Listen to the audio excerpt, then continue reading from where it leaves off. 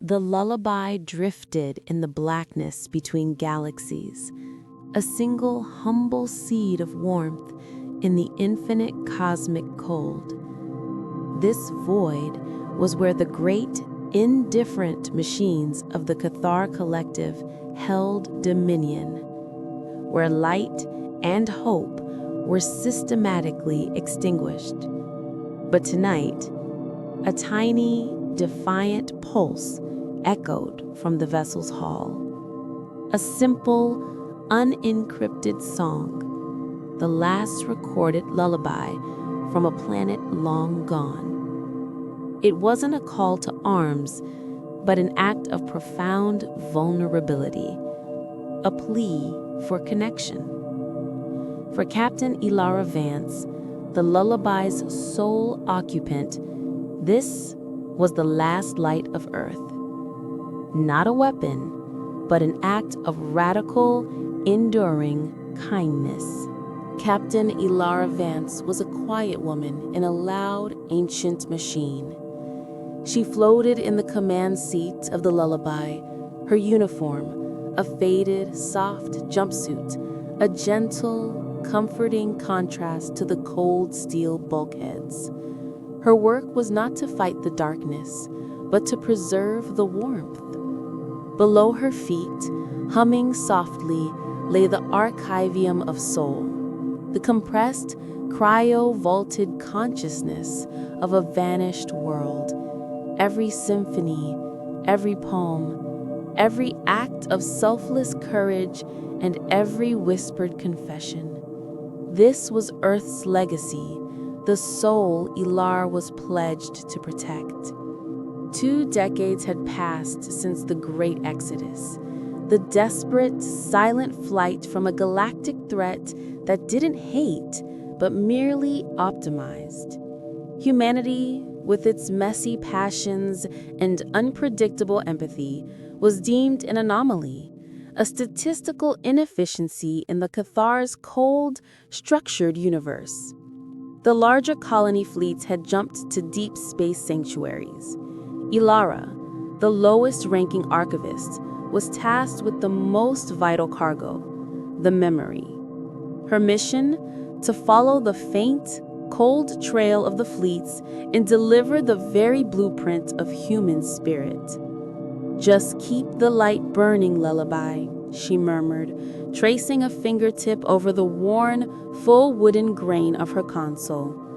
The grain was an artistic embellishment, a digitized relic designed to soothe the eye, a tiny act of defiance against the sterile utility of space. The lullaby was a repurposed tugboat, slow and sturdy, masked by the aether veil, a low-power stealth field designed to mimic common background radiation.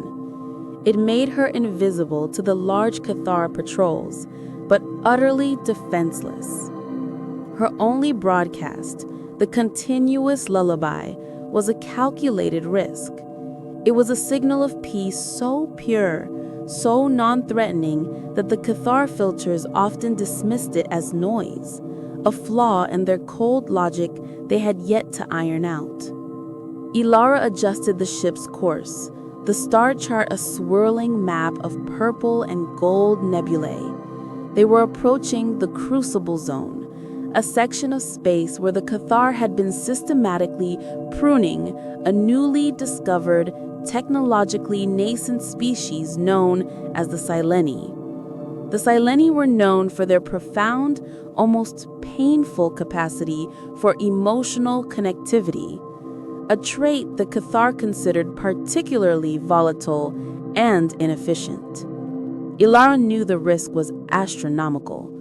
If they were discovered, the Cathar would simply dissolve the lullaby and its priceless cargo. But the fleet waypoint was on the other side of this zone. There was no other path. Suddenly, the ship's quiet hum stuttered. A proximity alarm, soft but insistent, flared on the peripheral screen. Not a patrol vessel, but a wreck. She magnified the view.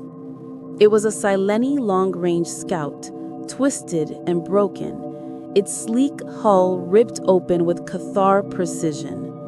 The digital forensics were grim. The vessel had been ambushed, the crew extracted, and likely recycled for biomass. The Cathar process was terrifyingly thorough. But in the midst of the floating debris, a flicker.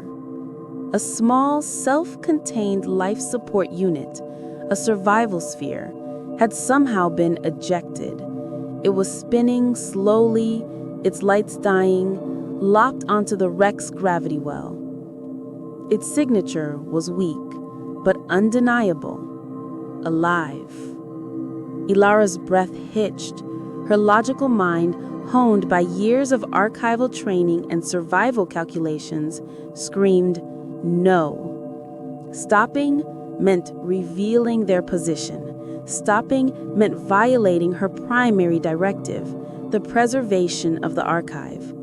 Stopping meant throwing away the last light of Earth for a single, statistically insignificant life.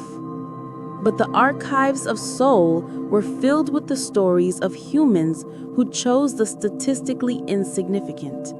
They were filled with tales of the firefighter who runs into the collapsing building, the medic who goes back for the one they missed, the stranger who offers their only blanket. These were the moments that defined humanity. This was the light she was sworn to protect.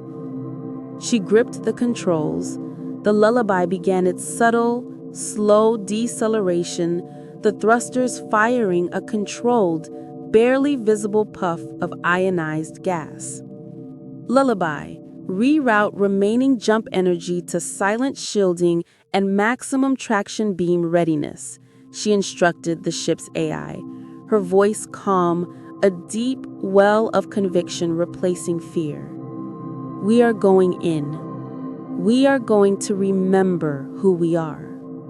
The ship hummed its quiet acknowledgement. As the Lullaby drew closer, Elara saw the being inside the survival sphere. It was not humanoid.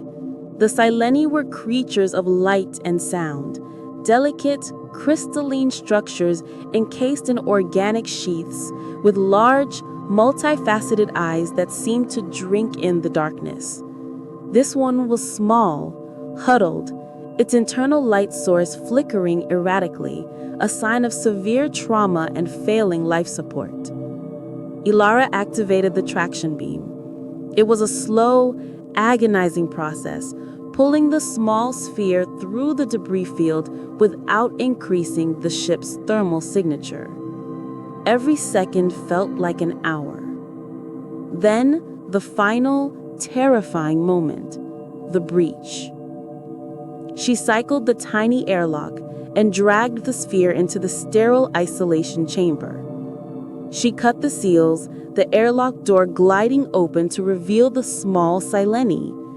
It was silent, its crystalline form dulled. And as she reached out a cautious hand, the creature reacted, not with aggression, but with a soundless, high-frequency scream of pure fear. She stopped, pulled back her hand, and took off her glove. She gently touched the glass of the observation window. Then, she did the only thing she knew to do that was purely, unequivocally human. She didn't speak. She didn't use technology. She hummed. She hummed the lullaby, the one she had been broadcasting into the void, a simple, ancient melody about stars and sleep, worry and comfort. The Sileni stopped shivering, its large, dark eyes so expressive even in fear, focused on Elara. Its internal light brightened slightly, an uncertain, tentative amber. The creature, a statistical anomaly, was hearing the language of empathy. In that quiet chamber, the last light of Earth shone not through a screen or a warhead, but through a human voice, offering comfort to a frightened alien soul. Elara named the Seleni Echo. It was a name for something that was only just there, a lingering sound.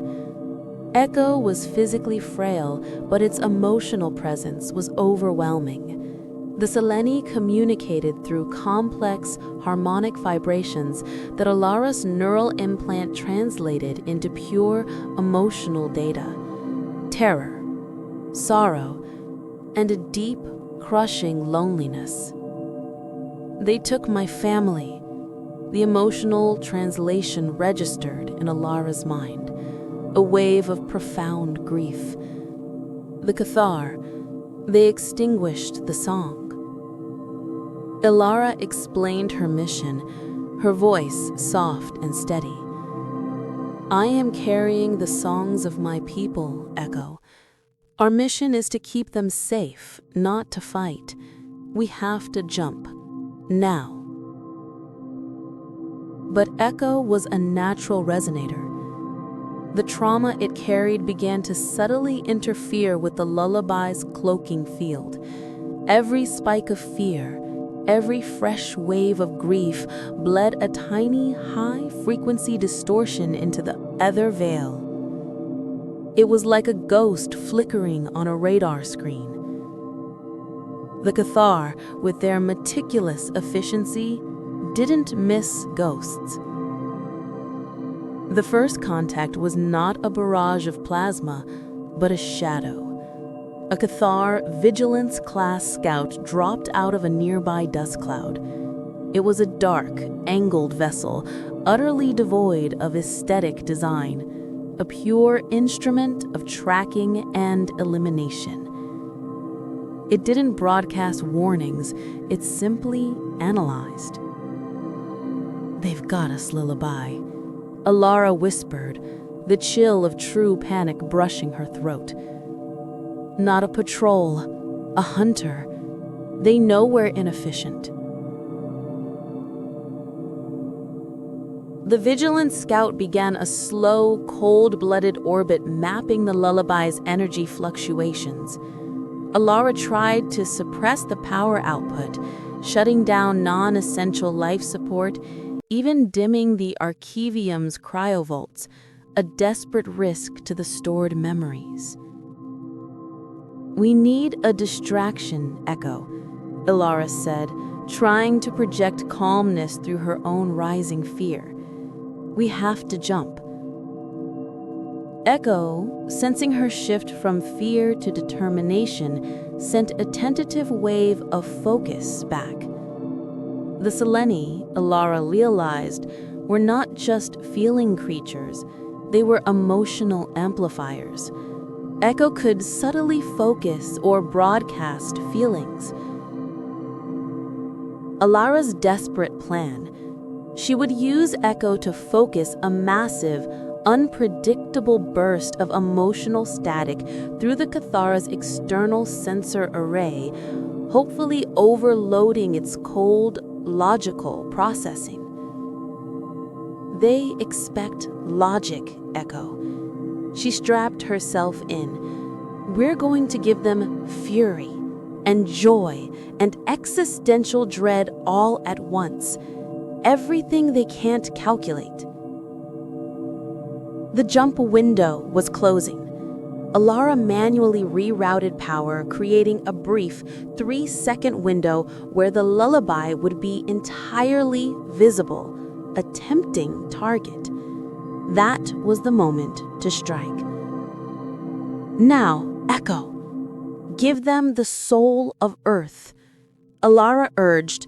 Echo took the torrent of emotional data Elara consciously projected, the chaotic rush of a first kiss, the primal roar of a stadium, the bittersweet pain of goodbye, and compressed it into a single, devastating pulse. The Vigilance Scout did not fire. Its perfect, dark hull seemed to shudder. The Cathar AI, designed to process facts, was suddenly hit with the impossible, messy data of human love and rage and self-sacrifice. Its processors seized, calculating the zero probability event. 3 seconds. Elara engaged the jump drive. The lullaby was torn from real space and plunged into the swirling kinetic chaos of the jump stream. They emerged far past the crucible zone, but the jump was rough. The lullaby was wounded. Hull fractures radiated from the engine housing, and the other veil was permanently weakened. They had gained distance, but the Cathar would adapt. They always did. Elara tended to the hull repairs, her movements mechanical, conserving energy. She needed a final, perfect jump to the colony waypoint. She noticed Echo wasn't amplifying fear anymore. It was radiating a feeling Elara could only translate as wonder. Echo pointed a delicate, translucent appendage toward a faint, regular light on the main screen. The song is getting stronger, Echo projected. It is not just yours, Elara. Others are playing it. It was a cluster of signals, faint but undeniable, repeating the ancient lullaby. Elara's heart soared. It was a human beacon, the fleet, but they weren't stationary.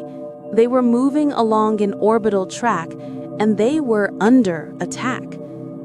The image sharpened. Smaller Cathar interceptors, faster, dumber, focused only on eradication, were swarming the main colony ships, picking them off one by one. The fleet was holding the line, but their energy shields were failing. Elara realized her horror. The fleet wasn't just under attack. The Cathar were using the chaos to test a new weapon, a cold fusion pulse designed to neutralize the human fleet's custom stealth technology. If it worked, millions of lives would be exposed and lost. The lullaby, small and slow, carrying the entire emotional history of mankind, was the only ship that could get close enough, undetected, to disrupt the pulse's signature. "We have the history, Echo," Elara said, her voice shaking slightly but holding firm. "Now, we have to save the future." The Cathar main dreadnought, a silent, black monolith, deployed the discordance pulse. It was not a kinetic weapon, but a psychic assault, a directed wave of amplified self-doubt, isolation, and suspicion, specifically tailored to break the fragile emotional cohesion of the human crews. "It's working," a frantic voice crackled over the emergency channel. "Commander Nils just fired on the medical bay. We're breaking apart."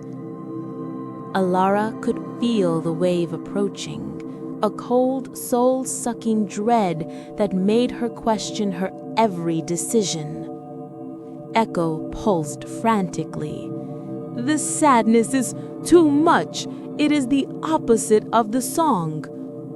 Elara fought the paralyzing fear. "We are the countermeasure, Echo," she stated, reaching out to the Archivium controls. "We give them everything." She pulled the main power from the lullaby's life support and rerouted it directly to the broadcast array. The lullaby was going dark, but the last light of Earth was about to shine.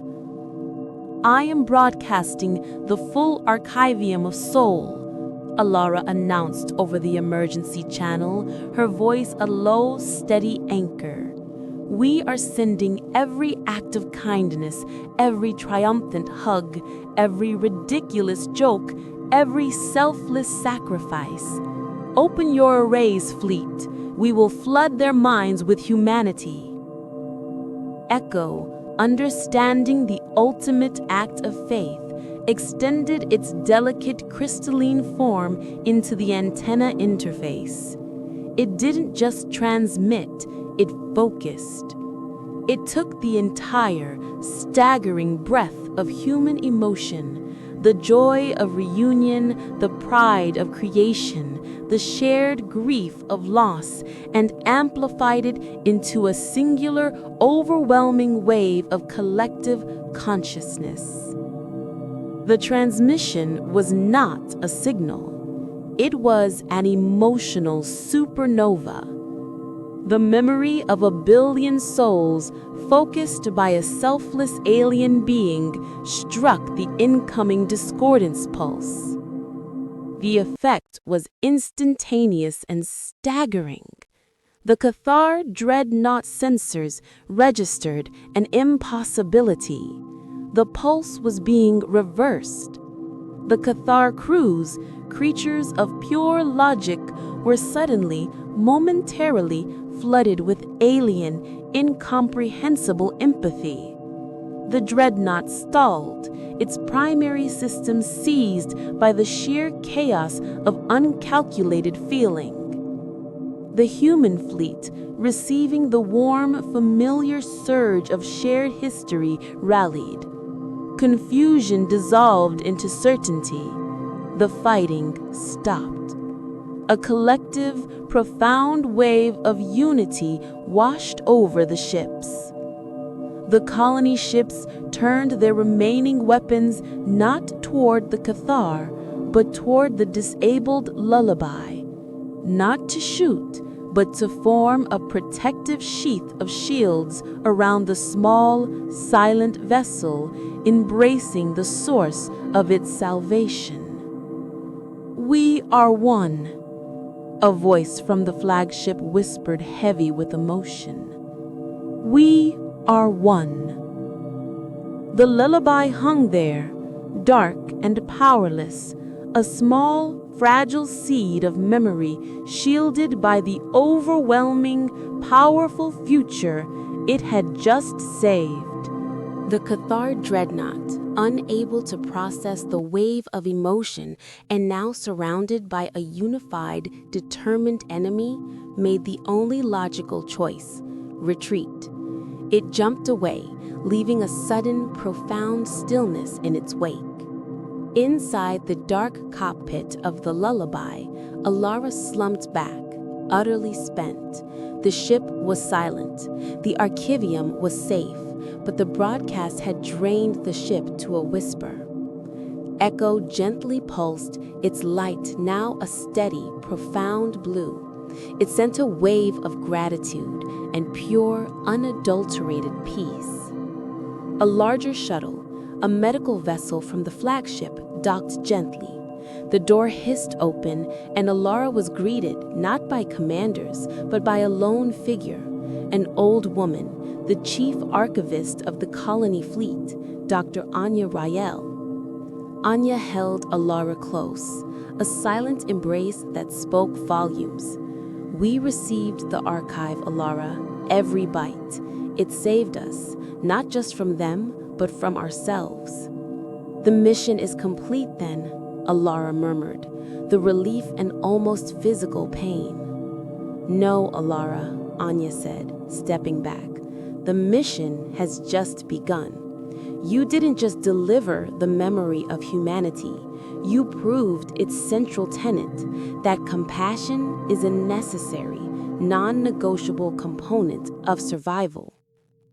Elara and Echo were brought to the flagship, not as heroes, but as founders of a new idea, the Sileni, realizing the human potential for deep, selfless connection, offered their unique ability to amplify and focus emotion to the fleet.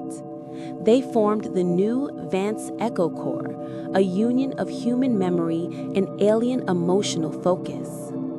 The colony fleet, now unified by the trauma and the transcendent joy of the archive, established its new home in the quiet sector.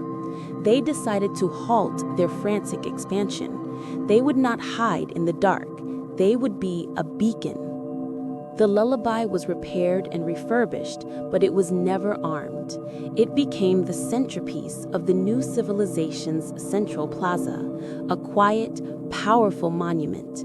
It was a daily reminder that their greatest strength was not in their shields or their speed, but in the vulnerability and selfless courage that drove one small ship to pause its critical mission to save a single, insignificant life. Elara found peace in the quiet work of integrating the Archivium into the new culture. She taught the children the silly cat videos alongside the lessons of philosophy. She taught them that the highest act of a hero is often the smallest act of kindness. Echo became her constant companion, its calming blue light a soothing presence. One night, looking out at the new cluster of settlement lights, tiny, warm flames against the void, Elara thought about her original title. It wasn't just a light, it was the last light of Earth. But it was not last in the sense of finished. It was last in the sense of enduring. It was the fundamental core of goodness that persisted when everything else was stripped away. It was the quality that made humanity impossible to efficiently optimize or erase. The Cathar, in their cold logic, had feared human chaos.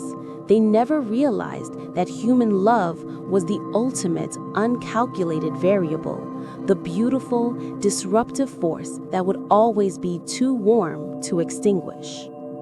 Elara smiled, her fatigue finally settling into a deep, peaceful calm. The small, soft song of the lullaby still broadcasts into the quiet night, not searching for a destination, but simply existing, a testament to the light that refused to go out. Now, close your eyes, take a deep breath, and let that image settle into the quiet corners of your mind. Feel the deep, enduring warmth of that light. Know that even in the vastest darkness, the purest spark of compassion is the most powerful force in the universe. The human spirit is not a fleeting spark. It is the constant, warm pulse of the cosmos.